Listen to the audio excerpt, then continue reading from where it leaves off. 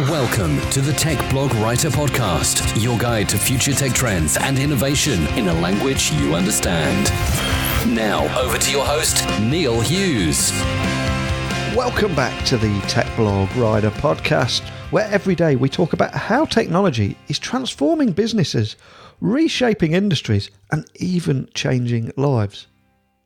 And while I often get carried away talking about artificial intelligence, blockchain, and all those other tech buzzwords, many of the regular listeners know that it's putting people at the heart of any tech solution.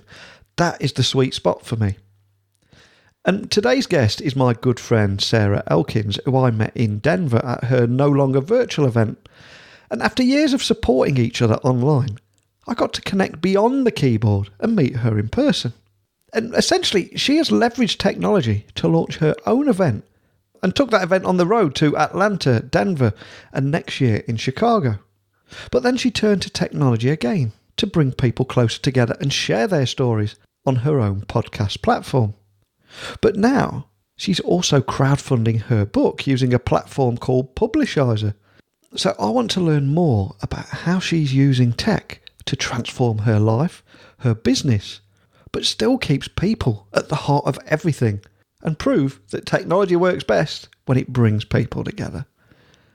And as you all know, I love stories like this, so buckle up and hold on tight so I can beam your ears all the way to Montana so we can speak with Sarah Elkins from Elkins Consulting. So a massive warm welcome back to the show, Sarah. Can you tell the listeners a little more about who you are and what you do, just for anyone that missed our previous conversations? Absolutely. I am a Gallup certified StrengthsFinder coach, and I use that tool, that assessment tool, to help with communication coaching. So I've been calling myself a communication coach for about 5 years, and becoming certified with this tool just made it easier for me to get the ball rolling when I'm working with a new client. I'll have them take the assessment, and then I can kind of tell ahead of time where their communication challenges might be. And on this podcast, every single day, I try and explore how technology is transforming a different industry. But I love how you're using technology for something completely different and essentially create freedom in your own life, but also while putting other people first. And that's something that has always shined with you. So to begin with, can you remind everyone listening that have missed our previous chats the story behind No Longer Virtual? Because it's fantastic what you've done there. I love this conference. I have been hired to speak at conferences. I've gone to a lot of conferences. But what I realized is that most conferences that I've gone to have been really strictly about content and not necessarily about the network that you can build as a result of attending one. And years ago, I had connected pretty deeply, pretty tightly with a handful of people on LinkedIn. Some of them ended up being top voices on LinkedIn. I think it was around 2015, including you, of course, Neil. And I got to know John White and Dustin McKisson and Heather Younger, a group of people that were clearly on LinkedIn to build something special. And they weren't there just to collect connections. And one of the first people that I really connected tightly with was Karthik Rajan. I haven't seen him on LinkedIn much lately, but he is still writing a lot, mostly on Medium. And I got on the phone with him at some point after we'd been connected for a couple of years. And when I got off the phone with him, I had this big, stupid smile on my face. I felt like I had just talked to a celebrity, which is so silly, really. But I just got so excited when I got off the phone with him because I realized that I had learned so much from him and from my other connections, Chris Spurvey, Heather Younger, you. And I realized that I had learned so much from them just by being online with them, by commenting on their posts, by them commenting on my posts, by interacting sometimes in direct messaging.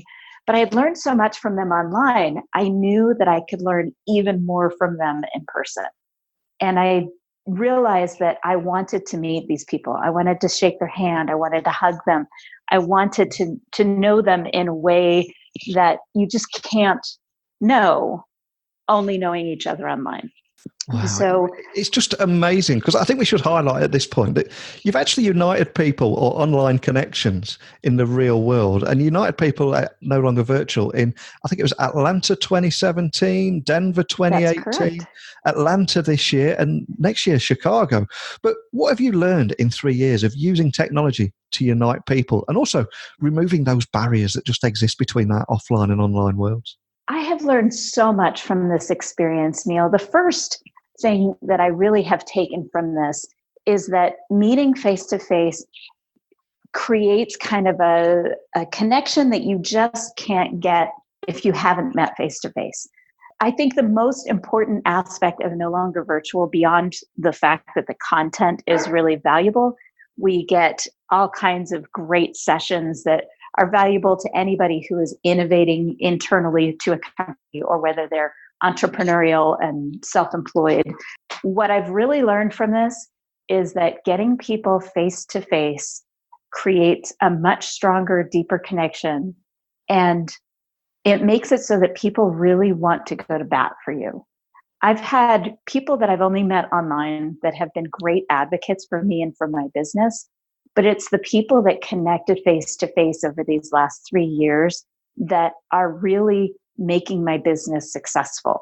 And it's not because they feel like they have to reciprocate in some way. It's because meeting face to face just made them really believe in what I do. So next year, of course, you're taking No Longer Virtual to Chicago, and I'm going to be joining you there. But I'm curious, why Chicago? Is there a story? I love Chicago. There is something about that town, the energy that's there, that I have just always loved. I've never lived there, but every time I've gotten off the plane and onto the train to head into the city, I felt like I was home. And I had an incredible experience at a conference in Chicago many years ago for the university system here in Montana. I went to the Association for College Admissions Officers and Registrars, ACRO. And it was at the Palmer House Hilton, although I wasn't staying there. I was about a block away. And it was February, and the weather was actually surprisingly beautiful. And I was able to walk from my hotel room by myself all the way down Michigan Avenue to a place called Shaw's Crab House. And I walked in all by myself, and it was the day before Valentine's Day. It happened to be a Saturday that I flew in. So there were a lot of people there, and it was packed in. I ended up sitting at the bar. So they have an oyster bar on one side and a fancy restaurant on the other. And I sat at the bar at the fancy restaurant because that was the only place I could find a single seat. And I had the most magical evening there. I was introduced to incredible wines from the sommelier that happened to take pity on the woman sitting all by herself on what was like Valentine's Day celebration. And it was just magical. And that happened to be one year where they had opened up the Art Institute for the entire month of February. It was free to go inside. So every time I had more than an hour in between sessions or an hour for a break, I would go over there and wander through this art museum. And I never was a big art museum person. I really loved natural history museums and other kinds of museums, but art in a museum had never really been a big interest to me. But going through the Art Institute of Chicago changed that for me. The Monet room was amazing. And then stepping from the Monet room into seeing the Seurat, the afternoon at the lake, was life-changing. It changed how I tell my story about myself, which of course is a big deal for me, is those pivot points in your life that change the way you see yourself and the way you show up in the world. And that experience in Chicago changed me. And ever since then, especially when I started planning the very first No Longer Virtual, I've been wanting to have it in Chicago because of that energy. And I didn't have it there the first year because I realized I wanted to do it in February. And because I know the hospitality industry well enough to know that February is really slow for hotels and restaurants. And I knew I could get a really good deal for my guests so they wouldn't have to pay a lot for their hotel rooms. And I looked at the O'Hare were not so great in February, not surprising, but they were really good in Atlanta. And I got just an incredible deal at the hotel in Atlanta. It was at the Ritz-Carlton in downtown Atlanta. And I got such a good deal, I couldn't pass it up. When I go to plan an event, I always think first, how are my guests going to get there? And so seeing that the statistics of flight cancellations and flight delays were so bad in February in Chicago, I decided that Atlanta would be a good place to go. And flying into Atlanta is pretty easy from all over the country, actually all over the world. And I realized that they could take a train straight from the airport to the hotel, which is another part of getting my guests to where they need to be. So this year, when I was thinking about where to have No Longer Virtual 2020, I really wanted to get to Chicago. So I shifted the dates. And this year it's in March. The cost for the rooms is a little bit higher, but I think it'll be worthwhile because, again, it'll be easy for guests to get there. Flights should be a lot less expensive getting to Chicago, especially from the East Coast and the West Coast. And it's just such a great neighborhood where we're going to have this conference. And what I love about speaking with you is how you always put people first and how you use stories and storytelling. And naturally, of course, you began by uniting the world with the No Longer Virtual event, but then you went to podcasting, which I feel is like a perfect fit for you and a way of delivering those stories and that art of storytelling that you just seem to have mastered and make it look so effortless. So how's it going and what have you learned in 2 years of podcasting with your show, Your Stories Don't Define You? I love that you asked that question, Neil. Find that everything I do teaches me lessons for the future. Yeah. Everything. And doing this podcast has opened my eyes to the whole power of storytelling. I've always known that sharing stories connects us. I've always loved to tell stories, to hear stories, to read stories. What I didn't realize is that so many people don't necessarily know their stories. They don't know what story to share and when. So when somebody says, well, tell me about yourself, which, by the way, I think is one of the worst possible questions to start a conversation because it's so general. It leaves people just at a blank. I know that people are going to ask that question, and most people don't know how to answer it. They don't have a story at the tip of their tongue. And doing this podcast has helped me understand, first of all, what it takes to help people find those stories, what kinds of questions to ask, how to dig into certain things that people say to draw a story out, and then help them understand why it's so important to share it in that way. So doing this podcast has transformed how I do my communication coaching. It's been magical, really. And it's part of why I had to write this book. Yeah, I'm glad you mentioned the book as well, because it's amazing how everything almost happens for a reason and everything happens at the right place at the right time. I mean, you bought these online connections and connected them in the real world. Then you gave people their own platform to share their stories with you on the podcast. So naturally, now you're creating a book. But what really stood out for me again is you're leveraging technology again, but for the right reasons. And you're using tech for your book to pre-order. And I think it's through a site called Publishizer.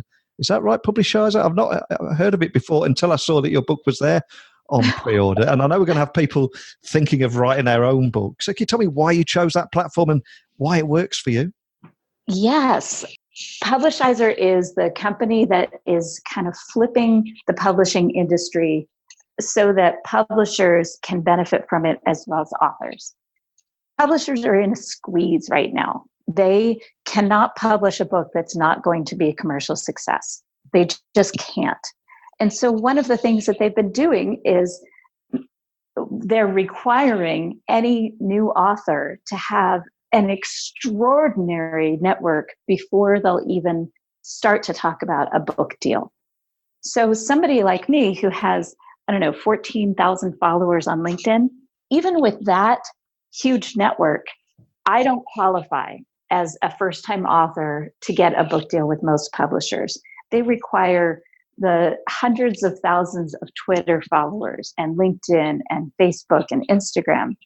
So it's really hard for somebody who has an idea for a really good book that could have a positive impact and could potentially be a commercial success to get the attention of the publisher.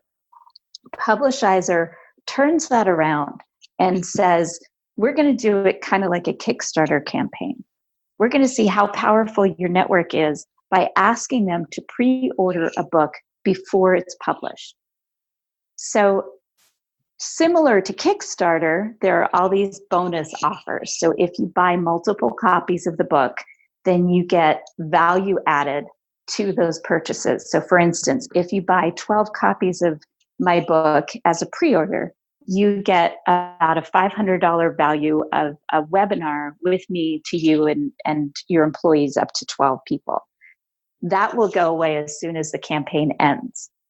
But unlike Kickstarter, regardless of how many pre-orders I get, the book will be published. So what Publishizer does is if you can prove to publishers that you have a market for your book, they will shop it to traditional publishers after the campaign ends. If you come to a point where you haven't quite sold enough books through the pre-order that Publishizer just doesn't feel like they can get a traditional publisher on board, they will help you publish it either through self-publishing or through some other mid-level means. So no matter what, the book gets published. Unlike in Kickstarter, if you don't get a certain number of orders, if you don't reach your goal, people get their money back and you don't ever get the Yeti cooler or whatever it is that you're trying to help somebody develop. The book will get published one way or another. So it's a very exciting tool for somebody who doesn't have in the hundreds of thousands of followers. It's a great idea. It really is. I've got to ask, can you tell me a little bit more about the book and what excites you about it? Yes. One of the things that has happened in my podcast is that when I get off the phone, people say, oh my gosh, that was so cool. The way you helped me remember how this story happened. I really appreciated that. And I can't tell you how many people have asked me to be on my podcast, not necessarily to have it published or to get any kind of additional promotion of whatever they're doing. They want to be on my podcast so that they have that time and that opportunity to develop their stories because they've heard other people do it in my 80-some episodes. And what I realized is that what I can do is write this book, and it's in a similar format to my podcast, in that I describe the story I'm going to share in the context of whether it's about an internal message that was created over the years, or whether it's about something that happened at work or something that happened with one of my kids. And so whether it's a relationship at work, a relationship at home, or internal messages, I share a description of what I'm going to tell the story about. I give the reader an idea of what to look for in their own stories.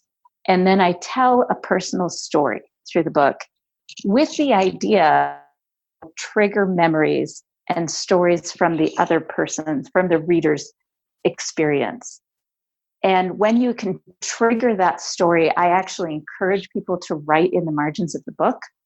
And then at some point, throughout the book, I suggest that you add stories and eras, pivot point eras in your life, to a worksheet that'll be at the end of the book so that you end up with a list of stories, or what I call a story portfolio, at the end of the book.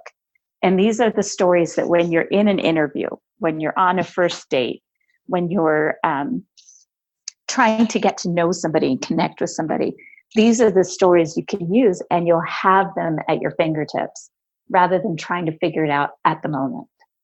So when somebody says, tell me about yourself, you can actually share a story that demonstrates the qualities, your qualities that you would want this person to know about you. So rather than say, tell me about yourself, and I say, well, I love to cook, I'm a really good cook. Rather than answering that way, I would answer by telling a story about a meal that I prepared, the people that ate it, the responses of the people that ate it, etc. And that really highlights the value of storytelling. And another thing I've got to ask, of course, you mentioned a few moments ago that it's much like the Kickstarter way of doing things, and it offers people bonuses. So if anybody wanted to visit the site and pre-order your book, what are the kind of bonuses that you're offering your readers, just to help listeners understand how it works? Well, even with one purchase, you get the book plus an ebook, and the same with 2 purchases. If you get 12, then you get a 30-minute webinar with me. And if you purchase 25 or 50, there are additional bonuses like a one-to-one coaching session with me, and sessions, again, like 1-hour webinars or workshops with you and your team. So I'm recommending the larger purchases for people who have a team, say, in the network marketing area. I have some clients that sell Arbonne products, and they recruit people to continue that business. So I recommend it for people that are doing that kind of business, and also startups, because when your employees understand their own stories and what motivates them and their pivot points that brought them to where they are in that moment, they become even better ambassadors for your company. So if you purchase one for each member of your team, then you also get a workshop with me to walk you through why this is important and how to use the book really effectively. And are there any tips or general advice that you could offer listeners on how to approach writing a book and promoting a pre-order, or using this platform? Is there anything that you've particularly learned that you would pass on to anybody thinking of doing it now? Yes, I would have done things a little bit differently had I known what to expect, but this was my first time doing this kind of experience. If I were to do it over again, I would probably hire a graphic artist to come up with a mock-up cover for the book. I'm finding that if people can't see it, if they can't visualize what the book is going to look like, they're having a hard time investing in it. So I would definitely do a mock-up cover. Obviously, it's going to be completely different from the book that they actually receive in their hands, but at least it would be something that people could kind of visualize what they're going to have in their hands in the next few months. That's the first thing I would do. The second thing I would do is to really share how you're going to promote your book with people in your network that are likely to be able to help you with the language to use. I felt like I was kind of in a hurry because I had a deadline because of a contest Publishizer was having that started in August. So I had a pretty quick turnaround for my book proposal.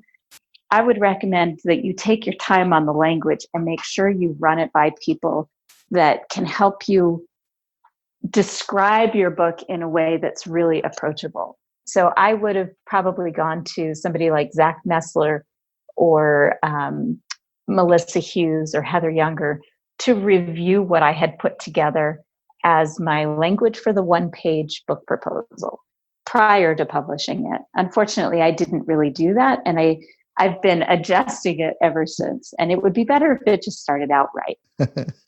And what I love about what you're doing here is you're using technology as a tool to connect people and help them share their stories too. And it's just fantastic to see what you do week in, week out, and supporting other people along their journey as well. But for everybody listening, can I ask that you point them in the direction of your website, your podcast, your book page? We've got a lot of links to add here to the blog post. and also, as well, find out more information about No Longer Virtual if they'd like to have a chat with both myself and you in Chicago next year. Well, I would love and appreciate some support on the pre-order on the book campaign. It ends on Saturday, August 31st at 3 p.m. Mountain Time. That's the U.S. time, 5 p.m. Eastern U.S. And you can go to my website, elkinsconsulting.com. And right on that homepage, it says pre-order my book. And you can click on that black button that will take you to the Publishizer page. You can also, and I would encourage you to, go to publishizer.com, and it's with a Z, publishizer.com, and you can search for Sarah Elkins or for my podcast and book title, Your Stories Don't Define You, How You Tell Them Will, and it will come up with that page so that you can go ahead and pre-order. The bonuses are on the right side. So if you scroll down, you'll see how you can purchase multiple copies and get those bonuses. And I would encourage you to just explore that website and look at some of the other authors that are trying to get their pre-orders up, because there are some fascinating books on there. And as soon as I'm done with my campaign, I will be going into that and trying to support some of the other newer authors and pre-order some of the other books that are on that site. So you can find the Publishizer link and my No Longer Virtual page on elkinsconsulting.com. There's a menu on the right. So if you click on it, you can see No Longer Virtual Chicago. And the agenda will be published probably in the next week or so. And you can also see the links on that homepage, elkinsconsulting.com, to all the different places you can find my podcast. So that's iTunes, Stitcher, Spotify, YouTube. They're all there. Thanks to you, Neil, for setting me up so that I could do this podcast every week. And just as a follow-up with the No Longer Virtual agenda, the sessions, again, are going to be outstanding. And we have a special treat this coming year at NLV Chicago 2020, where we're doing an off-site field trip. And Chris Spurvey and Megan Miller are going to host that session. And I couldn't be more excited about the agenda this year. It'll be everything from exploring emotional well-being and its relationship to innovation, to negotiation tools and tricks, and this off-site field trip that I'm not going to tell you any more details because it's kind of a surprise. The sessions are really going to be outstanding again, and I will release that agenda here in the next probably week or so. I do love a good teaser to end a podcast on, Sarah. So I thank you for that. What I always say at the end of every episode is technology works best when it brings people together. And what I love about what you've done here is you've used technology to launch your own event, your own podcast, and now book. And so much of what we've learned today is going to be valuable to people listening, and it's using tech for the right reasons, and it's beautiful what you do there. So a big thank you for joining me on the podcast today, and I'll see you in Chicago next year. Yay. Thank you, Neil. I appreciate this. Wow, Sarah is the epitome of what this show is all about, proving that technology works best when it brings people together.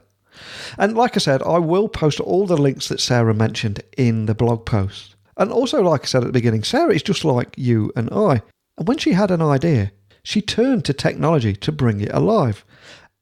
And the big message here for me is technology should be a tool and not an obsession. And she really does seem to have got that balance right. Because I often talk about the transformation qualities of tech. But for me, Sarah's story highlights how every single person listening to this podcast today has the power to launch their own event and connect with people all over the world. And anyone can launch their own podcast. It's never been easier. And if you're thinking of this and you're unsure of the technical skills required, email me now, techblogwriter@outlook.com. I'll gladly help get you up and running. And also, anyone can fund and publish their own book. And if I look back to my childhood, having a book, a radio show, and my own event, those were things that were completely out of my reach.